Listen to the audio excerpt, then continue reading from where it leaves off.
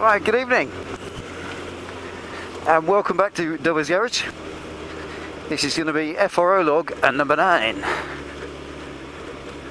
and the title, as I like to keep them a little bit cryptic, is going to make this a little bit of a more difficult one to explain. I can't just say a specific thing, Ken FRO, on this one, because it's a little bit deeper than that, this one. I thought you just might approve of something on my way home from work. It's just a little bit deeper, because I'm gonna, as it says, have a foot in both camps on this one. Bat for both sides, as they say. No misunderstanding intended. So tonight's subject of choice is going to be vehicle warranties, or more specifically, motorcycle dealership warranties, and the misunderstanding thereof. So to be specific, absolutely specific about what this is about, is the misunderstanding by both sides of the coin, or both sides of the argument, on vehicle dealership warranties can fuck right off. Because this misunderstanding is causing heartache and expense and grief for all parties, customers and dealerships alike. And it's purely because it's misunderstood by both sides.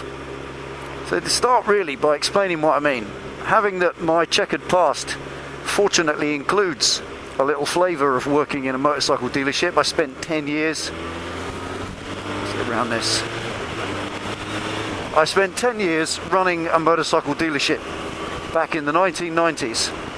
Well, right through it, so 96 to 2006 I ran an independent bike dealership which also had an Aprilia agency.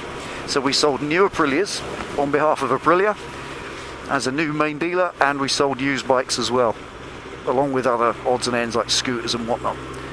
So my experience in that has given me the ability to see both sides, which is where this FRO log has come from, and why it can indeed fuck right off this total lack of understanding from both sides that causes so much angst and so much unhappiness, because it doesn't need to be. It really doesn't. I'm going to start by explaining what I think, or how I understand it to be. That's the warranty itself. Your motorcycle that you buy, whether it be new or used, if it's from a commercial entity, will come to you with a warranty. But we're going to stick with the new ones for a while to make it simpler. Now, a new motorcycle is built at a factory by a manufacturer. I won't pick anyone in particular because it's not relevant. Generally speaking, a factory of some kind builds that bike. And, yeah, was that on a road? In so doing, they supply that bike subsequently to a dealer, to an agent. Somebody that has won the right to sell that product on their behalf, or purchase the right, or whatever.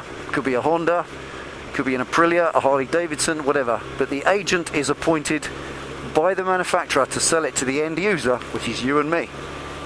Now that manufacturer supplies that product to the dealer with a 4-point guarantee. And I make that distinction to say it is a guarantee, not a warranty. There is a slight difference. Now the guarantee is sure and steadfast. It is fixed. It guarantees 4 points. It isn't a warranty, that's something different. I'll come to that in a minute. But the guarantee covers these 4 things. It covers that the item is of merchantable quality, it is fit for the purpose designed, it is as described, and it is free from defects. Now those 4 points are the 4 fundamentals of any guarantee. If it is a commercial item and it's been sold by a commercial entity to you as a consumer, it must adhere to those 4 things.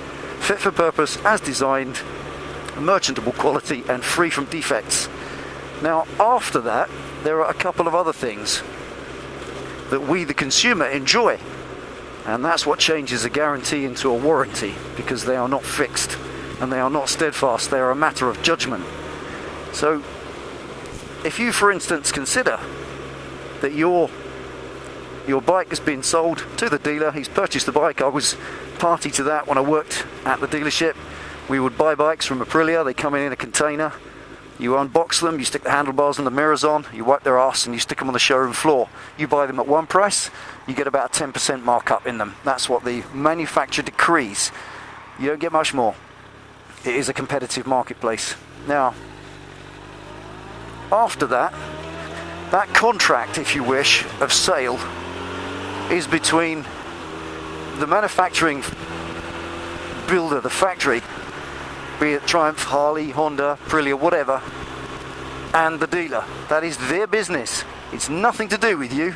Don't get confused in thinking that those 4 fundamentals covered in the guarantee to the dealer are your business. They are not your business. You have no contract with the manufacturer.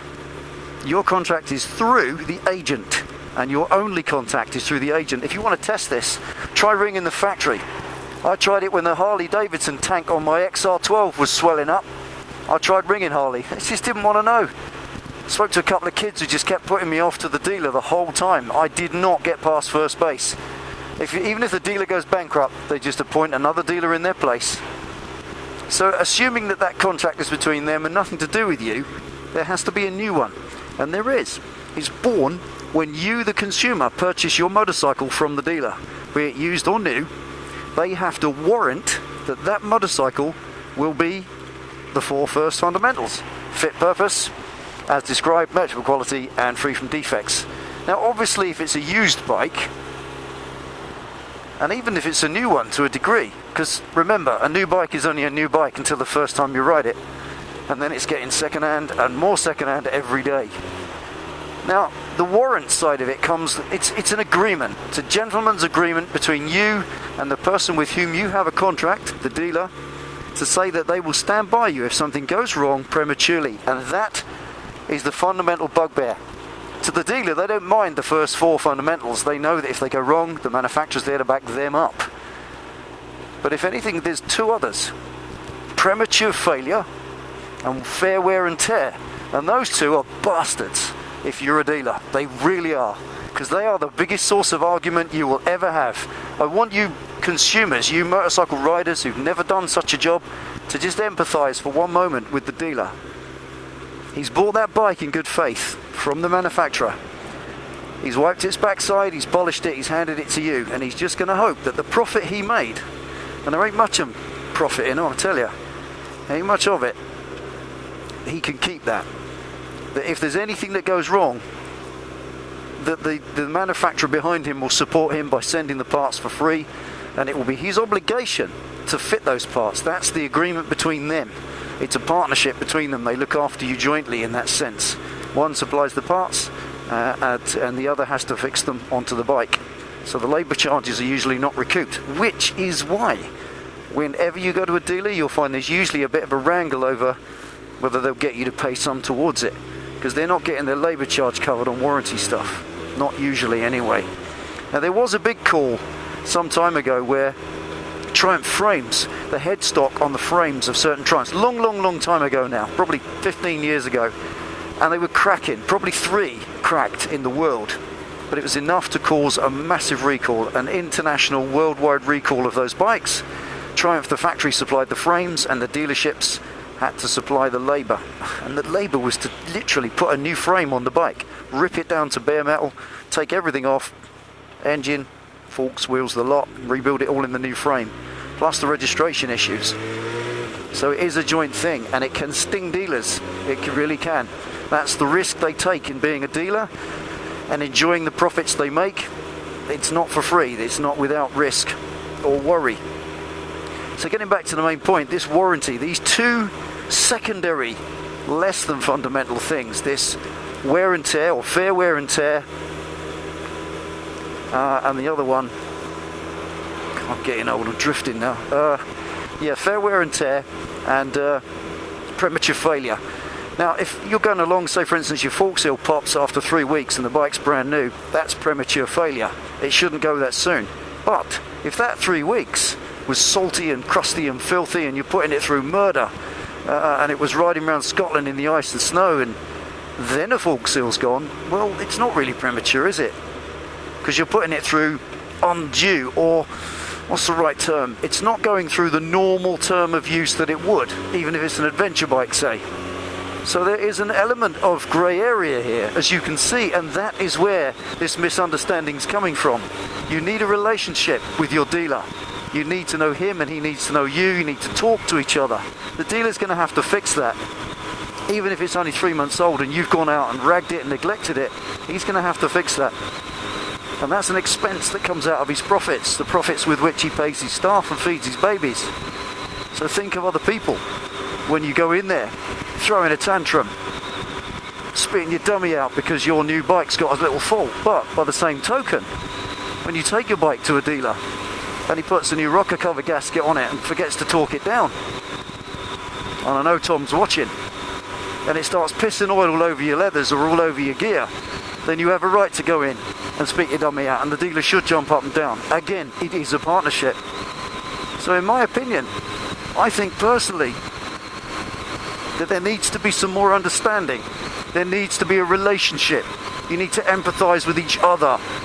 We, the customers, need to just empathise a bit that dealers are trying to make a living. They are a commercial business like any other, and they have a right to make a living, a fair living. 99.9% of them are decent, honest people that work their bollocks off in a very, very challenging industry. And we are a fickle,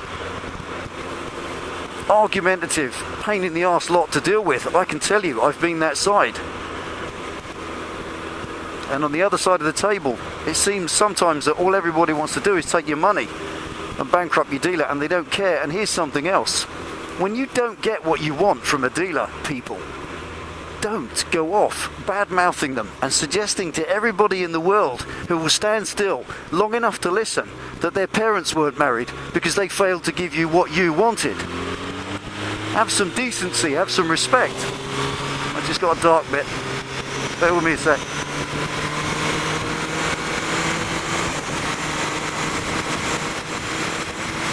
Here we go. That's better. Yeah, so don't go thinking that because you didn't get what you want, you can go calling the dealer all the bastards in the world because he didn't give you what you wanted. Stop being a baby, grow up, negotiate. Think about it once. That guy makes a living doing that, and you're hurting his living by going off and bad-mouthing him. It might make you feel better for a minute, but he's got a family to feed, he's got staff to pay, and they have families to feed. And on the other side of it, from a dealer's point of view, us customers, we're not out to rip you off. We just want our bikes, which we love and we cherish and mean everything to us, to be right. And sometimes we don't understand. We don't understand your commercial motivations and the things that make you say the things that you might say. So explain more. Empathise with us. We spent a lot of money with you. And again, bouncing back to the other side. If you've gone to a dealer and you didn't get what you want and you fell out, don't go saying bollocks, I'm never going in there. Because believe me, there ain't enough bike shops to start excommunicating yourself from them. I've done that in the past.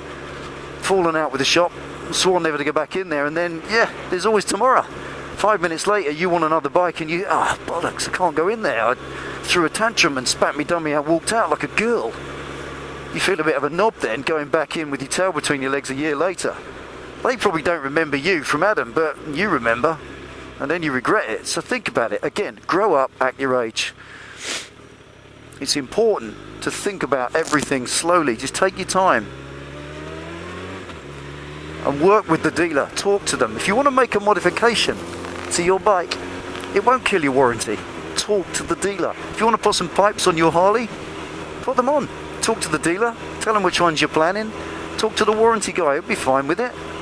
As long as they know what you're doing, they have the knowledge to tell you what will or will not hurt your bike. It's not about what will kill your warranty. Never mind voiding your warranty. If they say, look, hang on, you go put in those Danmoto XG1 straight through pipes on your Hayabusa, it's going to run lean and you're going to hurt your motor. And on your warranty, you're going to damage your bike, which you love. So careful, sunshine. They have the knowledge. Trust them. And from a customer's point of view, again, you went and spent all that money with them, so they deserve your trust a little bit. So there we are. The misunderstanding of motorcycle warranties by both the dealers sometimes and the customers sometimes can fuck right off. Grow up, Don't act like babies, either of you, either side of the fence. And think about each other and each other's standpoint once in a while. Let's all get on. It's a brotherhood. Take it easy, ride safe. Thanks for watching Delboy's Garage. And I'll see you next time.